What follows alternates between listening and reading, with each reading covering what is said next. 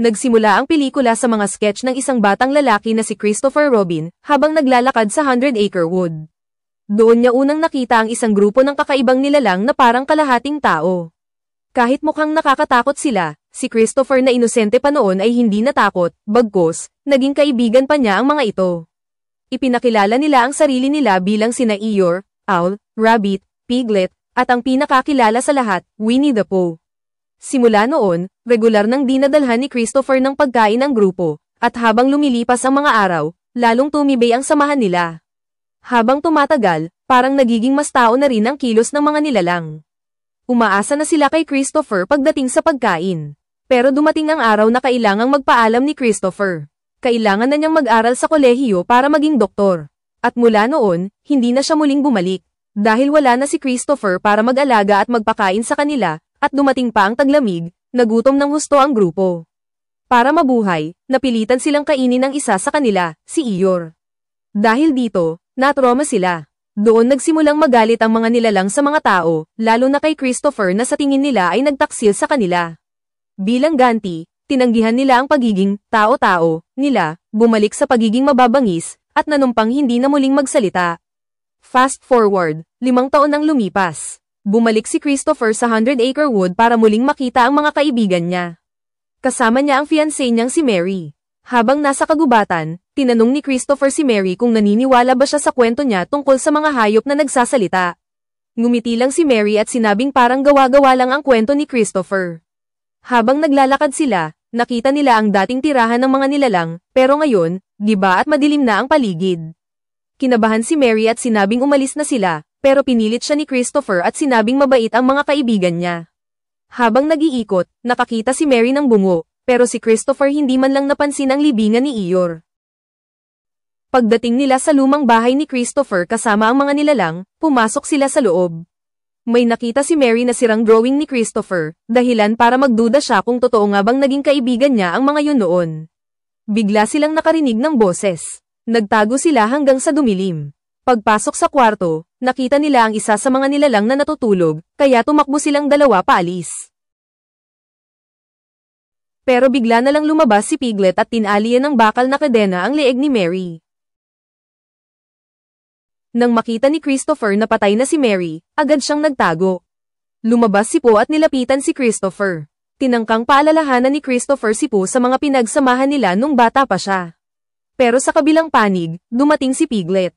Naipit si Christopher sa pagitan ng dalawa. Doon niya lang napagtanto, hindi na sila ang mga kaibigan niya noon. At gaya ng iba, hindi na muling nakita si Christopher mula sa gubat. Mula noon, lumaganap ang balita tungkol sa mga misteryosong pagkawala sa 100-acre wood. Nagbabala ang mga reporter, wag nang lalapit sa lugar na yun. Sa kalagitnaan ng pelikula, ipinakilala tayo sa bagong karakter, si Maria. Pinayuhan siya ng kanyang therapist na mag-detox muna sa magulong mundo at magpahinga.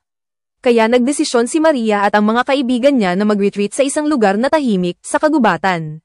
Ang hindi nila alam, ang cabin na napili nila ay nasa pinakamaling lugar na pwedeng pagtuluyan, ang 100-acre wood. Pagdating nila sa isang malaking cottage, namangha ang grupo ng mga college students, lalo na nang makita nilang may pool pa. Pagkapasok nila sa loob, sinabi ni Jessica sa mga kaibigan niya na ibigay ang mga cellphone, kasi daw makakasira lang yun sa purpose ng retreat. Habang nag-uusap ang mga girls, nabanggit nila na si Tina, gaya ng dati, late na naman o baka hindi na naman sumipot. Samantala, si Tina ay huminto sa tapat ng karatula ng 100-acre wood. Tinawagan niya ang mga kaibigan niya para humingi ng directions. Pero dahil walang sumasagot, naglakad siya papasok sa kagubatan. Bigla na lang, lumabas si Winnie the Pooh. Nataranta si Tina at tumakbo papunta sa isang abandonadong garahe.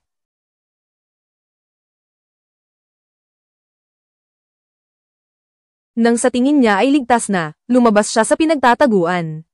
Pero paglingon niya, sumigaw siya sa takot. Hinablat siya ni Pooh, saka ilang beses binangga ang ulo niya sa wood chipper. Brutal na pinatay ni Pooh si Tina, giniling ang katawan nito sa wood chipper.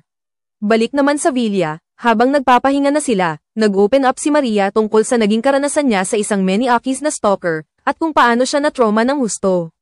Ngumiti ang mga kaibigan niya bilang suporta, lalo na nang sabihin ni Maria na mas okay na ang pakiramdam niya ngayon. Habang nangyayari ito, makikita naman natin si Christopher, na nakabigti sa kisame sa lungga ni Pooh. Tinititigan siya ni Po habang naaalala ang masasayang araw nila nung bata pa si Christopher. Naalala niya pa nga nung tinawag siyang best friend at nangakong hinding-hindi siya iiwan. Nangilid ang luha sa mata ni Po, pero napalitan agad ito ng galit. Kinuha niya ang latigo at pinaghahampas ang likod ni Christopher, parang pinarurusahan sa ginawang pagtataksil. Para mas masaktan pa siya, ipinakita ni Po ang bungo ni Mary sa harap ni Christopher. Doon, napasigaw siya sa sobrang sakit at lungkot. Si Lara naman, na hindi na matiis ang buhay na walang cellphone, palihim na kinuha ulit ito. Kinagabihan, habang naglalakad si Po sa gitna ng gubat, narinig niya ang malakas na tugtog mula sa cabin ng mga babae. Samantala, si Lara naman ay nag-e-enjoy sa jacuzzi habang nagse-selfie para sa mga simp niya sa Instagram. Matapos kumuha ng maraming selfie, nag-swipe siya ng mga litrato, pero bigla niyang napansin na may aninong nakatayo sa likuran niya. Agad siyang lumabas ng jacuzzi para hanapin ang kung sinong Maniakis na yun, pero wala siyang nakita. Akala ni Lara ay trip lang ng mga kaibigan niya, kaya bumalik lang siya sa jacuzzi na parang walang nangyari. Habang nag-e-enjoy pa siya sa mainit na tubig, hindi niya napansin na tahimik nang pumasok sa paligid sina Po at Piglet. Pagdilat ni Lara, nakagapos na siya, si Piglet ay nasa tabi niya, habang si Po naman ay pinapaandar na ang kotse. Nagmamakaawa si Lara para sa buhay niya, pero binigyan lang siya ni Piglet ng go signal, at tinuluyan siya ni Po. Binangga ang ulo niya hanggang sa madurage. Dinig ang sigaw ni Lara, kaya dali-daling tumakbo sina Alice at Zoe para tignan siya. Sina Maria at Jessica naman lumabas ng bahay at nakita nilang bukas ang pinto ng kotse, at ang dudurog-durog na ulo ni Lara. Nangangatog sa takot ang mga babae, lalo na nang makita nila ang dugong sulat sa salamin ng pinto. Maya-maya pa, may nabasag na salamin sa di kalayuan, hudyat na may intruder sa paligid. Tahimik nilang sinilip kung saan galing ang ingay, at doon nila nakita si Po na may hawak na malaking kutsilyo. Umiikot si Po sa paligid ng cottage, at nang putulin niya ang kuryente, nagdesisyon sina Zoe at Alice na pumunta sa kusina para kumuha ng sandata. Si Maria naman, iniisip pa rin na baka yung stalker niya ang nasa paligid. Pagbalik ni Zoe at Alice, sinabi nila kay Maria na hindi stalker ang kalaban nila, ibang klaseng halimaw ito. Doon lang naalala ni Maria na may dala pala siyang baril. Pero habang sila ni Jessica ay bumalik para kunin ito, nagkahiwalay ang grupo sa dalawang pares. Samantala, nakarating na sa loob ng bahay sina Zoe at Alice para isara ang backdoor sa may pool area. Habang nag-uusap sila, sinabi ni Zoe kay Alice na tumakbo agad kung may masamang mangyari. Biglang sumulpot si Piglet, binugbog si Alice hanggang mawalan ito ng malay. Pero bago pa siya tapusin, hinayla ni Zoe ang pansin ni Piglet. Tumalon si Piglet sa tubig, dala ang martilyo, at inilaban kay Zoe.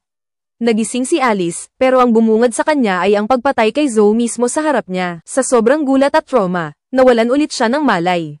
Ilang sandali pa, dumating sina Jessica at Maria, at nakita nila ang bangkay ni Zoe na palutang-lutang sa pool. Napatigil sila sa takot habang pinapanood sina Po at Piglet na binubuhat si Alice. Nagdesisyon sina Jessica at Maria na sundan ang mga halimaw, para malaman kung saan nila dadalhin si Alice. Maya-maya, makikita natin si Alice na nakatali sa lungga ng mga demonyo. Si Winnie the Pooh, kumakain ng sariwang pulot na parang walang nangyari. Nang mapansin ni Po na gising na si Alice, lumapit siya sa kanya at gumawa ng kakaiba. Pagkalipas ng ilang sandali, nang makita ni Maria at Jessica na ligtas nang lumapit, dali-dali nilang tinulungan si Alice at pinalaya mula sa tali. Habang palihim silang umaalis, biglang may narinig silang malakas na sigaw. Matalino si Maria, sinabi niya kay Jessica at Alice na hindi sila pwedeng umalis na may naiiwang tao. Pagpasok nila sa sirang cottage, nakita nila si Christopher na nakabitin pa rin sa hook. Dahan-daang nilapitan ni Maria ang walang malay na katawan ni Chris. Pero bigla itong nagising at nakiusap na tulungan siya. Kaya dali-daling ginupit ng mga babae ang tali para mailigtas siya. Pero bago pa sila makalayo, may narinig na naman silang sigaw ng babae, mas malakas at mas masakit sa pandinig. Pinakiusapan ni Christopher ang mga babae na tulungan ang babae sa sigaw. Pagdating nila sa pinagmumulan ng iyak, nakita nila ang isang babae, baldado, duguan, at nakatali pa rin sa lubid. Nang tanungin ni Jessica ang babae kung sino ang nanakit sa kanya, sagot nito, sina Po at Piglet. Sabi pa niya, nakakapagsalita ang baboy at oso, pero hirap sila sa English. Mas gusto raw nilang manahimik habang pumapatay. Matapos nilang alisin ang kadena ng babae, tinulungan nila itong makatakas. Pero paglabas nila, napadaan ang babae sa isang salamin, at napasigaw siya sa takot nang makita ang mukha niyang puno ng pilat. Sinubukan siyang patahanan ng mga babae, pero bigla niyang inagaw ang baril ni Maria. At imbes na tumakas, nagdesisyon siyang maghiganti sa mga halimaw na sumire sa kanya. Dahil sa takot, nagtago sina Jessica, Maria, at Alice. Sa wakas, dumating na si Piglet, at tinanggap ang hamon ng babae, isang one-on-one na walang rules. Itinutok ng babae ang baril kay Piglet at sinabing, "Ginawa mo akong halimaw, at pagbabayaran mo to." Pero sa malas, walang laman ang baril. Napaatras siya sa takot at napabundol kay Po. Itinumbas siya ni Po sa sahig, at pagkatapos, binuhusan ng pulot ang mukha niya. Umupo si Piglet sa tabi niya at brutal na nilapa ang mukha ng babae. Doon na tumakbo ang mga babae, pero napansin ni Alice ang martilyo, kaya sinunggaban niya ito at inatake si Piglet. Habang naabala si Piglet kay Alice, tumakas sina Maria at Jessica sa gubat, habol-habol pa rin ni Po.